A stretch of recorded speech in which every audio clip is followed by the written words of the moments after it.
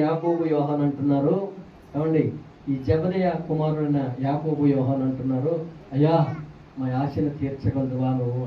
ఏంటి మీ ఆలోచన ఏంటి చెప్పండి అంటే, మీ కుడి పక్కన ఒకరము, మీ ఎడమ పక్కన ఒకరము మేము ఉండాలని ఆశిస్తూ ఉన్నాం. అంటే ప్రధానమైన శిష్యులుగా ఉండాలని వారు ఆశిస్తూ ఉన్నారు. దేవునికి స్తోత్రం. హల్లెలూయా హల్లెలూయా. తన గురువు గారి ఎదుట ఆ శిష్యుల్లో ఇద్దరు ప్రధాన శిష్యులుగా వారిద్దరు ఉండాలని ఆశిస్తూ ఉన్నప్పుడు అక్కడ ప్రభుని యేసుక్రీస్తు వారు అంటున్నారు, మీరేమి అడుగుతున్నారో మీకు తెలియని స్థితిలో ఉంటున్నారు మీరు. ఇదిగో మీ ఆలోచన చెప్పున, మీ ఆశను చెప్పున అది జరిగేది కాదు కానీ, మీ ఆలోచన మీ తలంపుల చెప్పున అది జరిగేది కాదు కానీ, ఇదిగో నా కుడి పక్కన ఎడమ పక్కన కుడి పక్కన ఎవరైతే ఉండాలనుకుంటున్నారో అది నా వలన కూడా జరిగేది కాదు, అది తండ్రి చిత్తమై ఉన్నది. దేవునికి స్తోత్రం. హల్లెలూయా హల్లెలూయా. పరలోకముందున్న తండ్రి చిత్తమై ఉన్నది.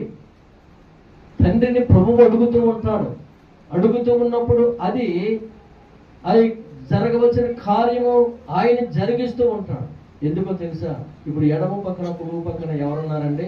ప్రభుని యేసు సిలువలో ఉన్నప్పుడు బందిపోటు దొంగలు ఇద్దరు ఉన్నారు, అవునా కదండి? అసలు ఎవరైనా ఊహించే ఆ కార్యాన్ని చూడగలరు ఎవరన్నా? ఎందుకంటే ప్రియమైన ఏమన్నా అక్కడ దొంగలు ఎడమ పక్కన కుడి పక్కన ఉంటారని ఎవరు ఊహించలేదు ఆ సమయానికి. కానీ బందిపోటు దొంగలను తీసుకువచ్చి యేసు మధ్యన ఆ పక్కన ఈ పక్కన మరి ఎడమ పక్కన కుడి పక్కన దొంగలనే మరి సిలువ వేశారు. ప్రియమైన అది ఎవరి చిత్తమై ఉన్నదంటే తండ్రి చిత్తమై ఉన్నది. యెహోవా తండ్రి ప్రభుని యేసుక్రీస్తు నామము పేరిట వారిని కుడి పక్కన ఎడమ పక్కన దొంగలను నిశ్చయించాడు. దేవునికి వీళ్ళేమంటున్నారు?